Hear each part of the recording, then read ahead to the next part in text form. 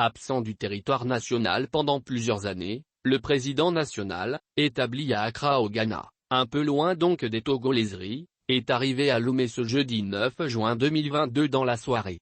Pour tenter de mettre de l'ordre dans le parti qu'il préside depuis plusieurs décennies, dit-on. Gilles-Christ Olympio, le patron de la formation politique à la couleur jaune, selon certaines informations, a franchi la frontière avec le Ghana dans la soirée de ce jeudi, autour de 17h30. Ce n'est plus la ferveur populaire du jadis, lorsqu'il était encore le leader charismatique de l'opposition, mais une partie importante des membres de ce qui reste du Bureau national de l'Union des forces de changement est allé l'accueillir à la frontière Togo-Ghana. En effet, il a été accueilli par les membres élus du bureau politique du parti, notamment Jean-Claude Omo, conseiller spécial, François Essola Binaron Lokadi, 6e vice-président. Tous les deux sont membres de la Commission électorale nationale indépendante, CENI, Elisabeth Pandam, conseillère du bureau, Sena Ali Puis, conseiller spécial et 3e vice-président de l'Assemblée nationale, Komi Abanu, président du groupe parlementaire du parti à l'Assemblée nationale, Géatan Aoumazunu, vice-président de la Commission Finances et Développement économique de l'Assemblée nationale, Emmanuel Vivien Tomi, conseiller à la communication, entre autres. Elio Oun, deuxième vice-président de l'UFC, accusé de vouloir prendre le poste du boss et sa suite n'ont pas répondu présent à l'accueil. Les temps ont changé. Il est loin, très loin, jadis où une partie de ce que Lomé compte de l'opposition, très contestataire, est capable de se rendre à la frontière pour accueillir le premier opposant au régime cinquantenaire. En 2017, le président national de l'UFC annonce son retrait de la vie politique. À l'époque, il a fait une déclaration qui est restée dans l'histoire.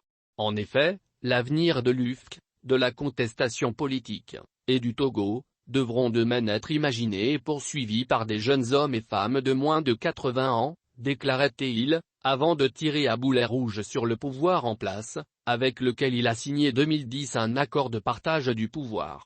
Ce qui s'est révélé être un marché de dupes. Force est de constater que les termes de cet accord ne sont pas entièrement réalisés.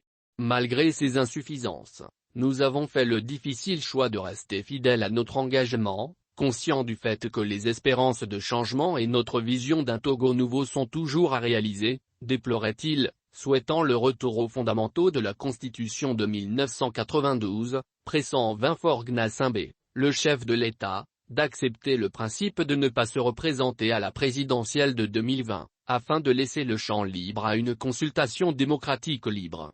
Peu après cette sortie fracassante, celui qui est aujourd'hui le chef de file de l'opposition, fait ses valises pour s'établir au Ghana, partageant sa vie entre Accra, Paris voire Londres. Derrière, son parti continue de perdre son influence. En effet, l'UFC est miné par une guerre de leadership. Deux camps s'opposent, chacun de son côté tente de prendre le contrôle de la direction du parti. Gilles-Christ Olympio donne l'impression de laisser faire, afin d'être toujours resté aux manettes. Maintenant qu'il est de retour au bercail, l'octogénaire va devoir prendre des courageuses mesures qui s'imposent pour ramener l'ordre et le calme dans la maison. Cela passe, nécessairement, selon certains cadres du parti, par l'organisation d'une assemblée générale extraordinaire élective. Confiera-t-il la direction du parti à une autre personne surtout qu'il est fatigué par l'âge, et probablement par de petits bobos? Ou voudra-t-il s'accrocher à la présidence jusqu'à ce que mort s'en suive comme beaucoup de ceux qui se réclament de l'opposition le font ici et ailleurs? Tas de questions.